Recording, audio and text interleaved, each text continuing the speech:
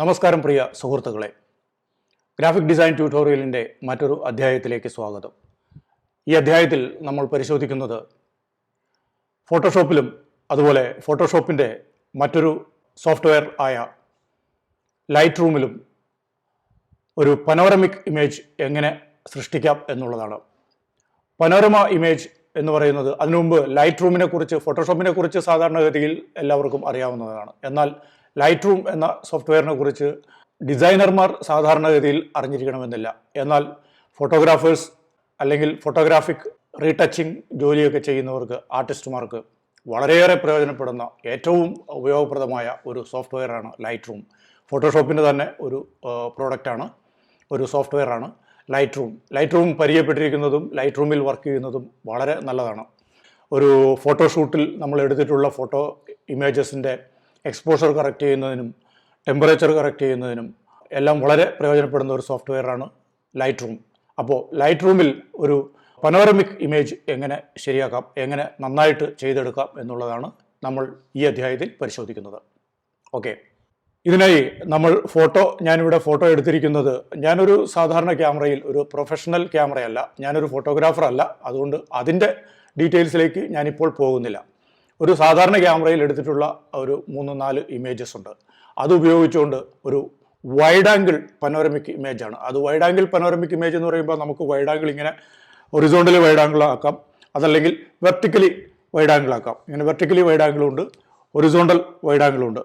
ഞാനിപ്പോൾ ഒരു horizontal wide angle panoramic ഇമേജാണ് ഇപ്പോൾ നോക്കുന്നത്. ഓക്കെ, ഞാൻ എടുത്തിട്ടുള്ള ആ ഇമേജസ് ഒന്ന് നോക്കാവുന്നതാണ്. ഇവിടെ ഇതാ പനോരമിക്.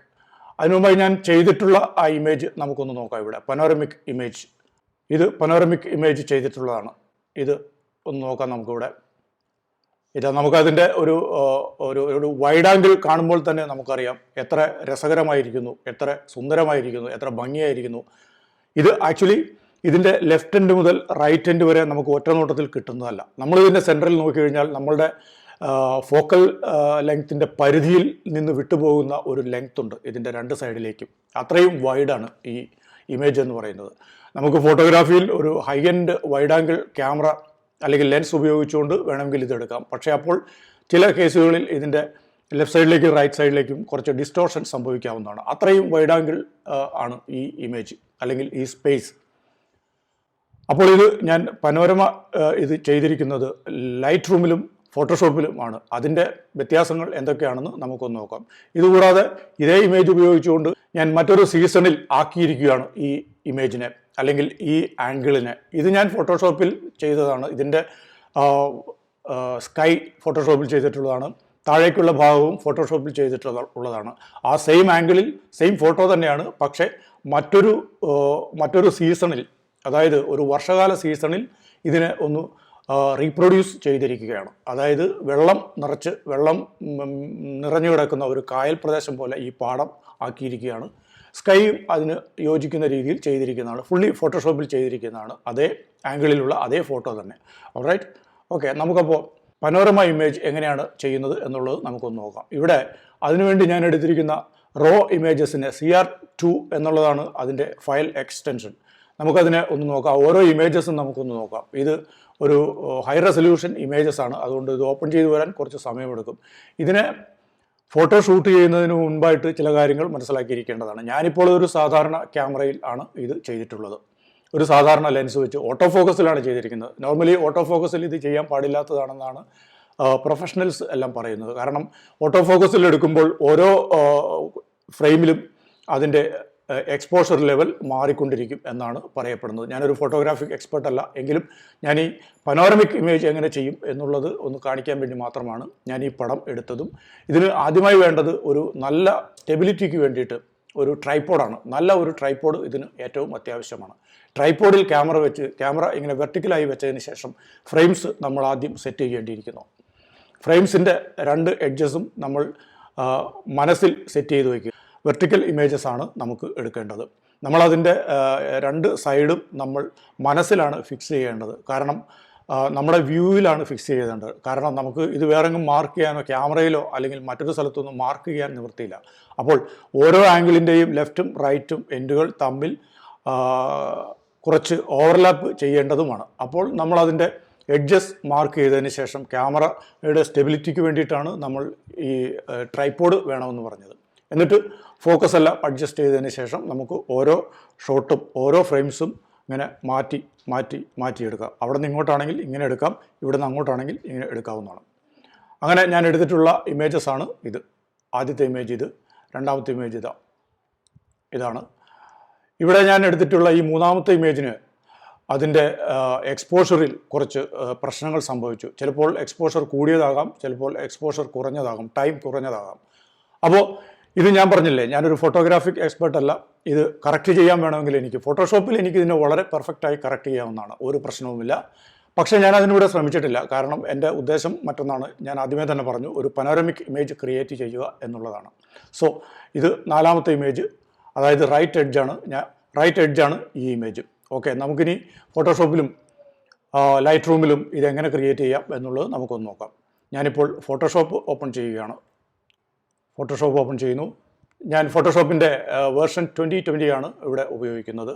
എനിക്ക് തോന്നുന്നു ഫോട്ടോഷോപ്പിൻ്റെ CC വേർഷൻ മുതൽ എല്ലാം ഈ ഫീച്ചർ ഇതിലുണ്ട് എന്നുള്ളതാണ് എനിക്ക് തോന്നുന്നത്. ഓക്കെ, ഞാൻ ഫയലിലാണ് പോകുന്നത്. ഫയലിൽ പോകുന്നു, ഓട്ടോമേറ്റ് എടുക്കുന്നു.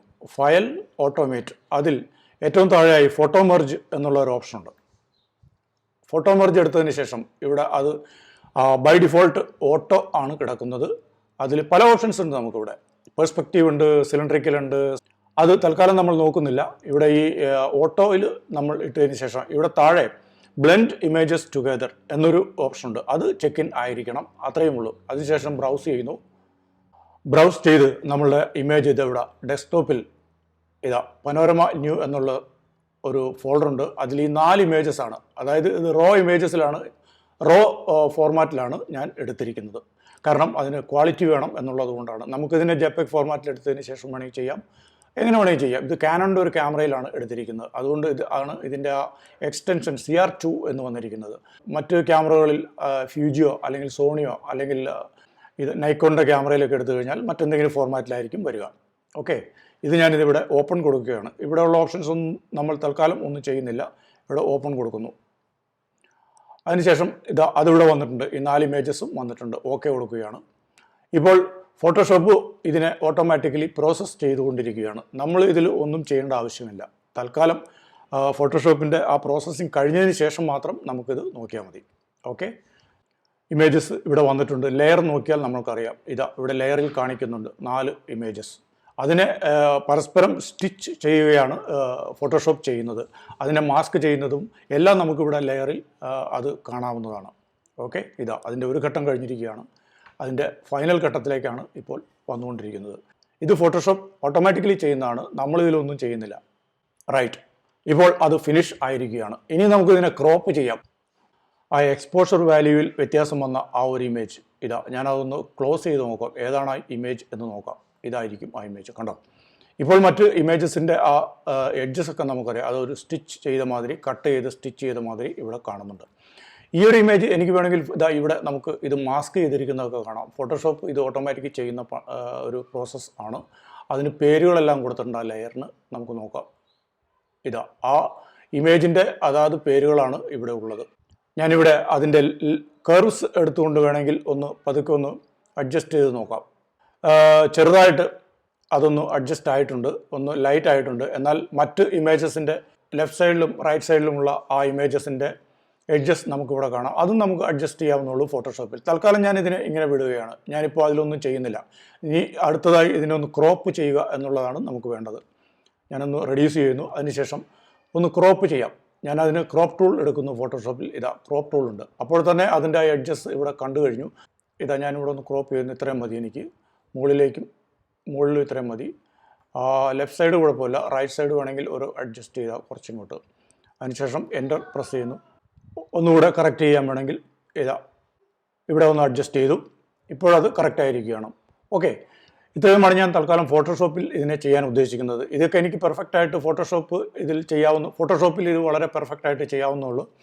ഓക്കെ, ഇനി നമുക്കിതിനെ ലൈറ്റ് റൂമിൽ ഒന്ന് ചെയ്തു നോക്കാം. എന്തായിരിക്കും അതിൻ്റെ സ്ഥിതി എന്ന് നമുക്കൊന്ന് നോക്കാം. ഓക്കെ, ഞാൻ ലൈറ്റ് റൂം ഓൺ ചെയ്യുകയാണ്. ലൈറ്റ് റൂം ക്ലാസിക് ഇവിടെ ഓപ്പൺ ആയിരിക്കുകയാണ്. മുൻപ് ഞാനിത് ചെയ്തിട്ടുള്ളതാണ്. അതുകൊണ്ട് ആ ഇമേജസ് നമുക്കിവിടെ കാണാം. ഞാൻ അതിനെ ആ പനോരമിക് ഇമേജിനെ ഡിലീറ്റ് ചെയ്യുന്നു ഇവിടുന്ന്, അത് റിമൂവ് ചെയ്യുകയാണ്. ഓക്കെ, ബാക്കി 4 ഇമേജസ് എനിക്കിവിടെ കാണാം. അത് വേണമെങ്കിൽ ഇപ്പോൾ തൽക്കാലം ഡിലീറ്റ് ചെയ്തിട്ട് എങ്ങനെ എടുക്കുന്നു എന്നുള്ളത് വേണമെങ്കിൽ നമുക്ക് നോക്കാം. ഞാനത് ഡിലീറ്റ് ചെയ്യുകയാണ്. ഓക്കെ, ഓരോന്നോരോന്നായി ഡിലീറ്റ് ചെയ്യുന്നു.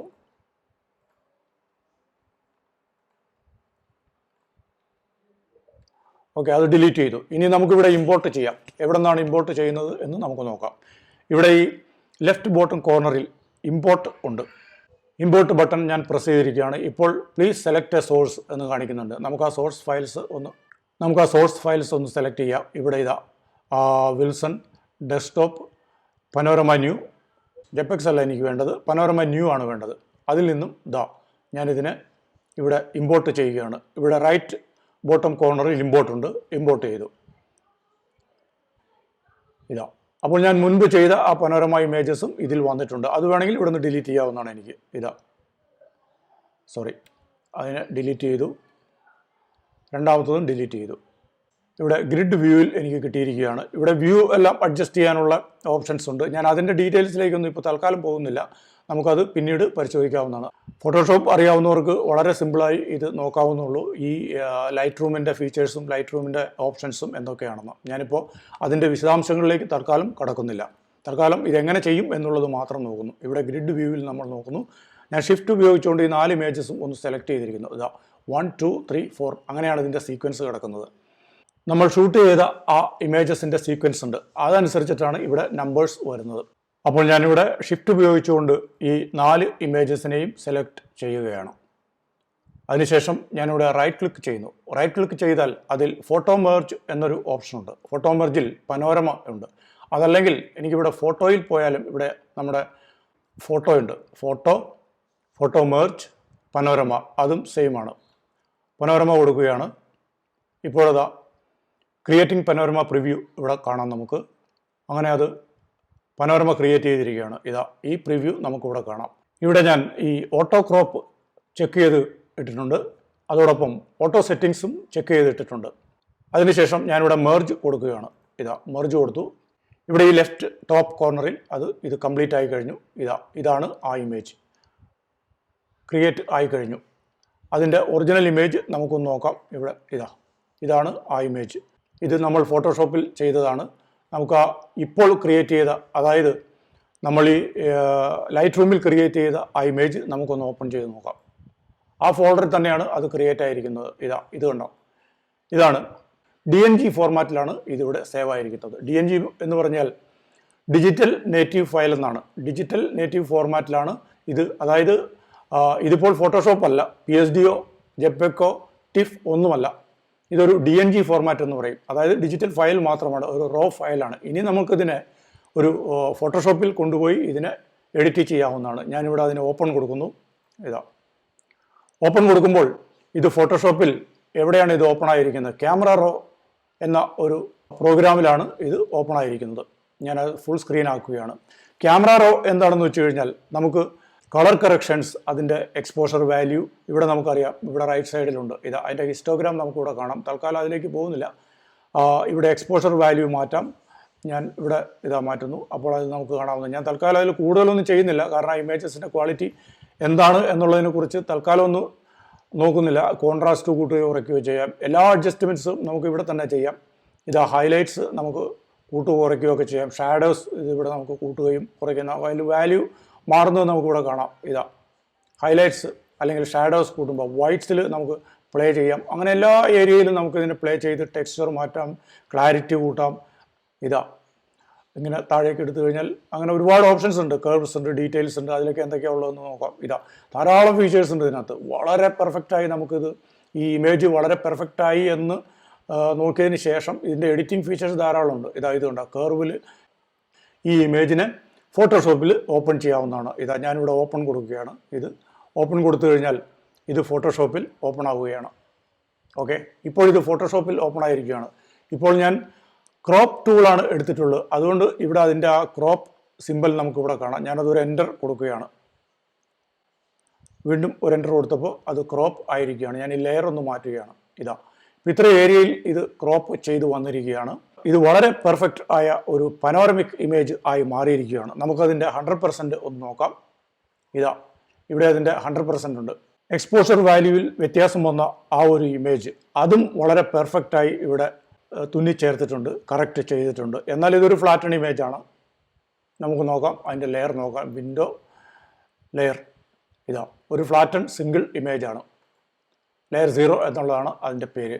ഓൺലി തിങ് ഈസ് നമുക്കിവിടെ കാണാവുന്നത് ഇതാ ഈ കോർണറിൽ ഒരു പില്ലർ ഒക്കെ, അതായത് നമ്മൾ ട്രൈപോഡ് വെച്ചിരുന്നതിൻ്റെ റൈറ്റ് സൈഡിൽ ഒരു റെയിൽ ഉണ്ടായിരുന്നു, ഒരു ഹാൻഡ് റെയിൽ. അതിൻ്റെ ഒരു പില്ലറാണ് നമ്മളിവിടെ കാണുന്നത്. അത് നമുക്ക് വളരെ ഈസിയായി നമുക്ക് ഒന്നുകിൽ അത് ഒഴിവാക്കി ക്രോപ്പ് ചെയ്യാം, അതല്ലെങ്കിൽ അത് റിമൂവ് ചെയ്യാം. നമുക്കിവിടെ പാച്ച് ചെയ്യാവുന്നതാണ്. ഞാനിവിടെ പാച്ച് ടൂളാണ് എടുക്കുന്നത്. പാച്ച് ടൂൾ എടുത്തതിന് ശേഷം അതിനൊന്ന് മാർക്ക് ചെയ്യുന്നു. ഇങ്ങനെ ഒന്ന് മാർക്ക് ചെയ്തതിന് ശേഷം അതിൻ്റെ ലെഫ്റ്റിലേക്ക് ഇങ്ങനെ വലിക്കുന്നു. ഇപ്പോഴതവിടെ പെർഫെക്റ്റായി പാച്ച് ആയിരിക്കുകയാണ്. ഇനി ഇവിടെ ഇലക്ട്രിക് പോസ്റ്റ് അവിടെ ഉണ്ടായിരുന്നു, അതിൻ്റെ ഒരു സ്റ്റേ വയർ ഇവിടെ ഈ പാടത്തേക്ക് ഇറങ്ങി നിൽക്കുന്നുണ്ട്. അതിനെ നമുക്ക് റിമൂവ് ചെയ്യാം. ഞാൻ അതിനെടുക്കുന്നത് സ്പോട്ട് ഹീലിംഗ് ബ്രഷ് ടൂളാണ് എടുക്കുന്നത്. അതെടുത്ത് നമുക്ക് നോക്കാം, ശരിയാവുമെന്ന് നോക്കാം. ഇല്ലെങ്കിൽ നമുക്ക് മറ്റേതെങ്കിലും ടൂൾ എടുത്ത് ശരിയാക്കാവുന്നതാണ്. യെസ്, അത് പെർഫെക്റ്റായി മാറിയിരിക്കുകയാണ്. അതിൻ്റെ ഏറ്റവും നിയറസ്റ്റ് പിക്സൽസ് എടുത്തുകൊണ്ട് അതിനെ കറക്റ്റ് ചെയ്തിരിക്കുകയാണ്. വീണ്ടും നമുക്കതിനെ കറക്റ്റ് ചെയ്യാം. അതിൻ്റെ ബ്രഷ് സൈസ് നമുക്ക് അഡ്ജസ്റ്റ് ചെയ്യാവുന്നതാണ്. ഞാനിവിടെ ബ്രഷ് സൈസ് ലെഫ്റ്റ് ബ്രാക്കറ്റ് ഉപയോഗിച്ചുകൊണ്ട് ചെറുതാക്കുന്നു, റൈറ്റ് ബ്രാക്കറ്റ് ഉപയോഗിച്ചുകൊണ്ട് വലുതാക്കുന്നു. ഞാനിവിടെ അത് കംപ്ലീറ്റ് ആയി കളഞ്ഞിരിക്കുകയാണ്. അതും പെർഫെക്റ്റ് ആയിരിക്കുന്നു. ഇവിടെ ഒരു മഞ്ഞ ലീഫുണ്ട്, നമുക്കൊന്നുകൂടെ ക്ലോസപ്പ് നോക്കാം. ഒരു മഞ്ഞ ലീഫുണ്ട്, അതും വേണമെങ്കിൽ നമുക്ക് കളയാവുന്നതാണ്. ഞാൻ ആ ബ്രഷ് സൈസ് ഒന്ന് വലുതാക്കുകയാണ്. അത് വെറുതെ ക്ലിക്ക് ചെയ്തു, അപ്പോൾ അത് മാറിക്കഴിഞ്ഞു. ഇനി ഇവിടെ ഒരു തടിയുടെ പീസുണ്ട്, അതും ഞാൻ കളയുന്നു. ഓക്കെ, വളരെ പെർഫെക്റ്റായി അത് പോയിരിക്കുകയാണ്. ഇനി ഇതിൽ എന്ത് അഡ്ജസ്റ്റ്മെൻറ്റുകൾ വേണമെങ്കിൽ നമുക്കിതിൽ ചെയ്യാവുന്നതാണ്. നമുക്ക് ഫോട്ടോഷോപ്പിൽ ചെയ്ത പനോരമിക് ഇമേജ് ഇതാണ് അതിൻ്റെ ലൈറ്റ് റൂമിൽ ചെയ്തിട്ടുള്ള പനോരമിക് ഇമേജ്. ലൈറ്റ് റൂമാണ് ഇതിന് ഏറ്റവും പെർഫെക്റ്റ് ആയിട്ടുള്ള സോഫ്റ്റ്വെയർ എന്ന് ഇതിൽ നിന്നും നമുക്ക് മനസ്സിലാക്കാം. നമുക്കിതിന് വേണമെങ്കിൽ ഇനിയും ക്രോപ്പ് ചെയ്യാം. ഒരു പനോരമിക് ഇമേജ് കറക്റ്റ് ആക്കിയെടുക്കാൻ വേണമെങ്കിൽ ഞാൻ ക്രോപ്പ് ടൂൾ എടുക്കുന്നു. C ആണ് അതിനുള്ള ഷോർട്ട് കട്ട്. ഇവിടെ കുറച്ച് ഇങ്ങോട്ട് വലിക്കുന്നു. ഇവിടെ ഒരല്പം വേണ്ട, ഇതിൻ്റെ ഗ്രൗണ്ട് കളയണ്ട, കാരണം അത്രയും പെർഫെക്റ്റായി നിൽക്കുന്നതാണ്. ഓക്കെ, കുറച്ച് കളയാം. ഇപ്പോൾ കുറേ കൂടി നല്ലൊരു പനോരമിക് വ്യൂ നമുക്ക് കിട്ടിയിരിക്കുകയാണ്. എങ്ങനെയാണ് ഫോട്ടോഷോപ്പിൻ്റെ മറ്റൊരു സോഫ്റ്റ്വെയറായ ലൈറ്റ് റൂമിലും ഒരു നല്ല പനോരമിക് ഇമേജ് സൃഷ്ടിക്കുന്നത്? ഗ്രാഫിക് ഡിസൈൻ ട്യൂട്ടോറിയൽസ് ഇനിയും കൂടുതൽ കാണുന്നതിനായി ഈ ചാനൽ സബ്സ്ക്രൈബ് ചെയ്യുക, ലൈക്ക് ചെയ്യുക, ഷെയർ ചെയ്യുക, കൂടുതൽ അഭിപ്രായങ്ങൾ രേഖപ്പെടുത്തുക.